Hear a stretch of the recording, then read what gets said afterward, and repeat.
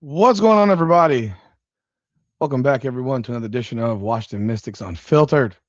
It's your boy, Rudy Rodriguez Shamont in the building. Been a long day. Hope everyone, all the mothers out there, had a happy Mother's Day. I was with my mother and my wife this afternoon. Had to take care of the family, take care of them, of course. And I wish all the mothers a happy Mother's Day. I did get a chance to watch the Washington Mystics New York Liberty game today. And didn't have the live because it was Mother's Day, so I wasn't able to do that. And heck, you can look at my chin; I still have white stuff on my chin, which is actually sunscreen because I got home just before 8 o'clock. Did my live with Ben Daniel from the Ben Daniel podcast for Sunday Night Heat, and jumping on here right now, continuing to do the work. And I haven't even gotten in the shower yet. I will be getting in the shower before I go to bed, obviously. But it was a busy day, so let's jump in on this recap of this game, but before we do, hit the intro.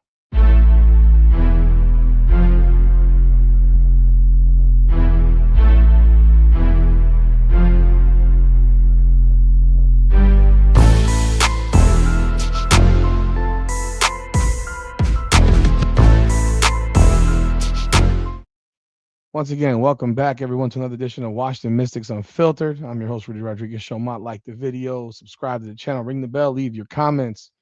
Appreciate y'all continued support of the channel. If there is any choppiness in the video, that's my apology. I don't know what's going on with my computer. I have a very high level computer, and I don't know what's been happening of late. It has been choppy with the internet, with I don't know what. I'm removing all, like, clearing cache, you name it, and it is not doing well right now. I may have to have someone take a look at the computer because and clean this thing out. But listen here, man. Washington Mystics 98-93 losers at home in their season opener at home. Their home season opener. They won their opener on Friday against the Toronto Tempo 68-65. This game was nothing like that game. Not in the least bit. Was nothing similar about these two games. You had a sold out crowd at the Care First Arena. The Mystics, they played hard, they fought, they battled. You got 5 minutes of extra ball today. The game went into overtime, was 85-85 at the end of regulation. Unfortunately, the Mystics dropped the game in overtime 98-93. Let's take a look at what happened in today's game. I mean, off the bat, I'll tell you this. Lauren Betts looked better today. I still think she needs more playing time, and I'll talk about that a little bit later in the video. You got a great performance once again out of Kiki Iriafen. I mean, she was good today, real good today. Very physical, very tough. Uh, Big game again. She went for 20 points and 12 boards. Another really good game from her. 7 of 13 from the field, 6 of 7 from the line. Shakira Austin goes for 16, 6 of 13, but 4 of 8 from the line. She had 10 rebounds. The free throw shooting for the Mystics once again is a problem. They shot 69%, 20 of 29 from the line. Sonia Citron was not nearly as good today as she was against Toronto. She went for 17, but an inefficient 17, 4 of 12 from the floor, 0 of 6 from three, which we'll talk about more in this video as well. She did go 9 of 10 from the free throw line, but again, 4 of 6 from two, 0 of 6 from three. She is the main shooter for the Mystics, and they need her to shoot the ball better from the perimeter. It's vital. You got 7 points and 7 assists out of Georgia Amore. She was 1 of 4 from three. Cassandra Prosper went for 8 points, 4 of 9. She's been a pleasant surprise. I'm gonna be real. This is a player that I didn't, having watched Notre Dame play a lot because I'm a big Hannah Hidalgo fan. Um, I didn't see this out of her. She's playing on the wing now. She was playing more post game with Notre Dame, and now she's playing more on the wing, which probably is her position. Because she's not a real big, thick, physical player, but she plays a small forward position. And at Notre Dame, it was more like she was playing center most of the time. It seemed like, at least to me, at least that's the way I felt about it. Lauren Betts came off the bench, had 7 points in 18 minutes. Again, 18 minutes to me, not enough minutes for Lauren Betts. She had 7 points. She hit a couple of shots in the paint on one on Jonquel Jones, one over Zhang Zhu, the 6'11". I think she's Chinese woman. She played well today, definitely much better than her first game where she spiked the ball into the bottom of the rim, a few times. I thought it was funny listening to the broadcast where they said, well, she got 3 offensive rebounds. Yeah, they were balls that she spiked into the bottom of the rim and they came right back to her. That's not I don't really look at that as something special. Like that's that stuff that other people, take advantage of. And I don't really view that as something special. You're 6'7", you spike the ball into the rim, it comes right back to you. That's not anything that I go crazy over. So you got to finish those layups. But she played much better today. I'd like to see her get more opportunity in the block. I mean, she still is very much a pass first type of player. She catches the ball in the paint. She's still looking for teammates who are cutting, crossing, or going across, handoffs. She sets really good screens. I mean, she really sets her position for screens, which other players don't do in this league. She doesn't just slip the screen; she sets the screen. She missed a couple of mid-range jump shots. Don't worry. I mean, one was a brick, but the other two were just misses. The plays around the rim, solid. I need her to be more aggressive though when she's out there. She did demand the ball. She had one where she got real close and then she kicked it, and I'm like, why are you kicking it? That's not the place to kick it. Um, the Mystics jumped out 31-24 in the first quarter. They looked great in the first quarter. They were really good overall in the first quarter. And unfortunately, that didn't last very long. They second quarter was just a reversal, but they actually got scored 31-17, trailed 55-48 going into halftime. Breanna Stewart had 23 for the Liberty, 9 of 23 shooting, 9 rebounds, 4 assists. Jonquel Jones had 13, 8 boards in 24 minutes. She fouled out of the game in 24 minutes. Marine Johannès, she was the leading scorer with 25, 8 of 15, 6 of 13 from three. She was deadly from behind the arc. And uh, Paulina Stier, she had 18 points for the Liberty, 6 to 10 shooting, 7 assists, 5 rebounds. And they got 9 from Rebecca Gardner off the bench, 3 from Julie Van Leeuwen, and 4 from Zhang Zhu. Again, the Liberty were without Satu Sabali, without Sabrina Ionescu, without Rebecca Allen. So they were missing some players. That's obviously something to look at. I don't think I think it's still the Mystics fought, the Mystics battled. There was a point where they had 4 rookies and a second-year player out there against vets. I mean, that's something to talk about. That's something that you really have to look at. This team. This team is hella young, and you got to give them credit for the fight they have. They never backed down, even when they fell behind. They fought back. They were trailing 7 at the break, trailing it by 3 going into the fourth quarter. Came back, tied the game on a late bucket. I think it was by Kiki Iriafen. But it didn't go their way. They shot the ball from three terribly. 5 of 26. This is going to be an issue all season. I have a feeling they don't have shooters. Sonia Citron's really their only shooter. Georgia Moore's a shooter, can hit threes too, but she's not some lights out perimeter shooter. Lucy Olsen's a decent shooter. She only got 5 minutes today. Alex Wilson off the bench was 1 of 6 from three. Rory Harmon hit a three. She played 22 minutes, 3 points, 4 assists. She did have 5 turnovers, which is not acceptable. You have to be better with the ball. But overall, you know, their bench did a lot more today than it did the last game. They combined to have 25 points off the bench. Still missing that dynamic scoring option off the bench. And this is one of the reasons why I think they should really look at moving Georgia Amore to the bench and starting Rory Harmon.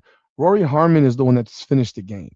She finished the game that she played the last 9 minutes of the game, the last 4 or 5 of regulation, and then all 5 minutes of overtime. And I think there's a trust that Sydney Johnson, the coach, has with Rory Harmon because he knows that she's a dynamic defensive player. And in situations like that, you need defense out there. You want your best defensive player guarding the point guard. I mean, you just do. And then on top of that, you know, I don't know if they have Georgia Moore on a minutes restriction right now, to be honest. She only played 21 minutes, and she played well. She had 7 assists and only 1 turnover, and I saw her make some nice passes up the floor again. Once again, I think she's picking up the dribble too early. I saw her do it multiple times again today. She needs to avoid picking up her dribble. You are a point guard. You should never pick up your dribble unless you have to. And you should definitely never do it 35 feet from the rim. And that happened today again. It cannot happen. It puts your team in a bad position every time that she does that. Again, their perimeter shooting was just bad. And if you go 5 of 26 from three, you're going to lose more often than not. And that's a problem. That's going to be a big problem for this team. You got to shoot the ball better. I mean, it's easy to say you got to shoot the ball better from deep. Now, how do you battle that? I mean, be big. They was at one point where he went with Lauren Betts and Shakira Austin on the court together. I liked it.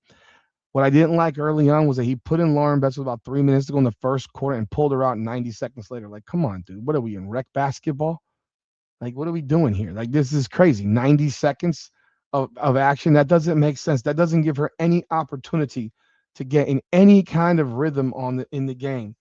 But really what it came down to, they out rebounded the Liberty 42 to 30 to 34. They had 19 offensive boards, which is obviously big. Kiki Iriafen had six of them. Citron had three. Prosper had three. Austin had two. And Wilson had four. Betts had one. You know, I like their fight. I like their grit. I like their grind. And they were great. They got down with it. I mean, they didn't go. They didn't go away. Now, there was late in the game. It's 92 to 92. And that was something that really bugged me, right? I'm not blaming referees by any means. This was a foul fest. You had three players foul out. You had three others with five fouls, and not again. There was 57 combined fouls in this game. 31 by the Liberty, 27 by the Mystics. However, it's a 92 to 92 game with 33 seconds to go, and you have a call like this, which just, I mean, to me is ridiculous. Like, you can't make this call. And to me, it wasn't even a foul, which makes it really worse. This wasn't even a foul. And when you see calls made like this that determine that have an impact on the game, it really bugs me. And again, I'm not sitting here saying this is why they lost, but this is a major reason. Like, it's 92-92, 33.5 seconds to go. Here you got on the court, you got Breanna Stewart, you got I think that's Marine Johannès right here. You got Nigel Lane Hamilton. I don't know who number seven. Who is number seven? Number seven, Rebecca Gardner. Okay, so you got there's a screen here. It ends up going to Nigel Lane Hamilton right here, and she does a crossover to go at Cassandra Prosper. Cassandra Prosper's got her arms straight up in the air, all the way down. Now, I'm the first one to tell you, doing this doesn't mean you didn't commit a foul. Like, if you do this and you're running to somebody, it's still a foul. But if you watch this, she's parallel to her. I mean, there's marginal contact. Her arm does not get hit by anybody. And really, but Nigel Lane Hamilton just falls on the ground. She just falls on the ground. Let's take a look. Take a look at this. So you watch coming off she pops off. There they go. Prosper's on her. Boom. Dribble drive, crossover. Look at Prosper. Dude, where's the foul there? Nobody touched her. Nobody touched her. That's a garbage can call. And that gave him two free throws with under 30 seconds to go in a tie game. It's a trash ass call. And they're all like, oh my God. Look at the reactions. Look at the reactions. Let's take a look at the replay right here. Look at this replay. She's literally in front. She's in front of her off the bat. She's in front of her. She's in front of her. Now she's just going down. If you want to say that right here at the end, right here, where did it go? Let me move it back. If you want to say right here, there was like a spot where she moved a little bit into her. Yeah, it looked like she did a little bit, but this is marginal contact. Nobody touches her. I mean, come on.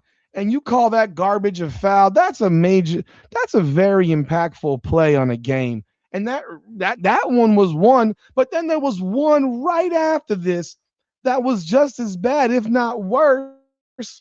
because it's something that you can't miss as a ref. Like this, and that fouled Cassandra Prosper out of the game, no less. So here you are on the next possession. On the next possession, you get an inbound play to Sonia Citron, and I'll show you the play. I'm pulling it up right here. That call was just so bad. And again, you just got 58 fouls called. I mean, they're calling everything right now. And I think this is something that these players, you wanted this type of game. Y'all wanted the fouls called. You're getting it, and it's killing y'all teams. It's killing flow of the game. This game was, though, played at a much better pace than the one on Friday. But listen, look, man, this next play right here, okay, that's too far forward. All right, take a look right here. This is just ridiculous, man. This is just absolutely ridiculous. All right, so they're going on the court right here.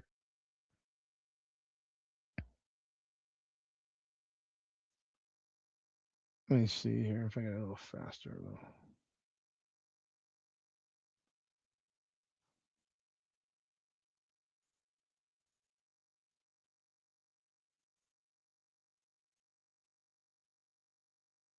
All right, watch. You got the ball in Sonia Citron's hands up top, being guarded by Rebecca Gardner. They run a screen. They switch on with Marina Johannès, and Johannès just tips the ball from her. But she tips right out of bounds. Tipped it out of bounds. And this referee says it's off the back of her right heel, or maybe just she's home with the right heel. Citron's losing it because there was a terrible call. She didn't touch the ball. The ball was tipped out of her hands. It rolls out of bounds, and they give the possession over to the Liberty. They got no challenges left apparently at this point, and this is why you have to be careful with your challenges. There's no challenges, and you look at the replay, and now you got coach losing his shit. Like, that's the second one in a row you done fucked us over with. That was terrible. Was terrible. You done screwed us twice in a row. And again, this doesn't determine a game. You got lots of things that go into a game. But right here at the end of the game, you get back-to-back calls like this, just bad. The first one, if you want to call it, I'll live with it, even though I thought it was a bad call. The second one's just a flat-out bad call. Take a look. Look at this replay. This replay.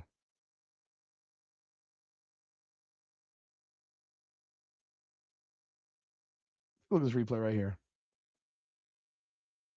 Look at this. Crossover tip. It does not touch Citron's foot. It does not touch her foot. It doesn't touch her foot. There was no change in direction of that ball. Horrible, horrible call. And there you go. The ball game. You lose 98-93. You lose the game. These two calls did contribute to them losing this game. And it sucks because they fought their asses off in this game. So, obviously a disappointing ending. You got some great performances by a number of players. Again, I want to see Lauren Betts get more minutes. I really do. I do think we're seeing something right now with the Rory Harmon, Georgia Amore point guard situation. Look, I'm not knocking anybody. So before people lose their minds, this is a sport. Like, this is the only sport that I've seen in which whenever you say something about somebody or you have a constructive criticism of somebody, the whole place erupts. Like, you don't have to diss somebody. I'm not dissing anybody. This is pro sport. These women are being paid to play basketball. And now they're being paid pretty damn well. So if they're being paid pretty damn well, they have earned the right to be critiqued. And I'm not critiquing for the sake of critiquing. I'm looking at a team right now that when Rory Harmon is on the floor, they're better defensively because she's a pest on defense. And realistically, there's not enough of a scoring difference right now with Georgia Amore out there with her scoring that I would have her start the game. Harmon's finishing the game. She finished the last game too against the Tempo. So she's finished the both of these games. But beyond that, this team right now does not have a spark off the bench scoring wise. Georgia Amore can provide a spark off the bench scoring the basketball. So when she goes in the game at point, I want you to shoot the rock, Georgia. I want you to shoot threes. We need you to hit some threes. So have a shooter mentality, have a scoring. Girl's a 20-point per game scorer in college. I want her to have a scoring mentality. Go out there, put the ball in the hole, man. Seriously, put it in the hole. Get buckets. Yeah, she had 7 assists. I like the way she passed the ball today. But realistically, they don't have a spark off the bench. Lauren Betts is not a scorer off the bench. She's a big. Dugalich is not a scorer off the bench. Olsen's not a scorer off the bench. Miller's not a scorer off the bench. Obviously, the scorer would have been a Cody McMahon or a Michaela Onyenwere would be the one that you'd expect. I mean, McMahon especially. I don't even know who would be starting if they were all healthy. I would probably be starting McMahon because I think she's the best player. But at the same time, I think they'd probably be starting Onyenwere, and then they would take McMahon off the bench because she's a much more effective scorer than anybody. I mean, she's probably the best scorer on the team. If you think about it if you think about it and analyze it, critically, she's probably the best scorer on the team. And the reason being is number one option in college. Now, Lucy Olson was number one option in college and a scorer in college too, but they're different types of players. Like they're just different types of players. And McMahon, I mean, they're of the starters that of the Mystic starters, Amore was number one option, but again, she's a 5'6" guard. Citron's learning to be a more assertive player. Kiki was a second option at USC.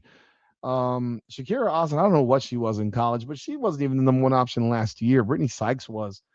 And then it was like a hodgepodge mess of stuff, and I don't even know. But listen, they fought hard, they battled, and that's all you can ask for. So, and they kind of got screwed. They kind of got screwed at the end. So y'all let me know y'all thoughts and comments. We will be live on Friday night for their next game against the Indiana Fever. I'm gonna have this running live on all three of my platforms: the main channel, the Fever channel, and the Mystics channel. So please do jump on board, support it.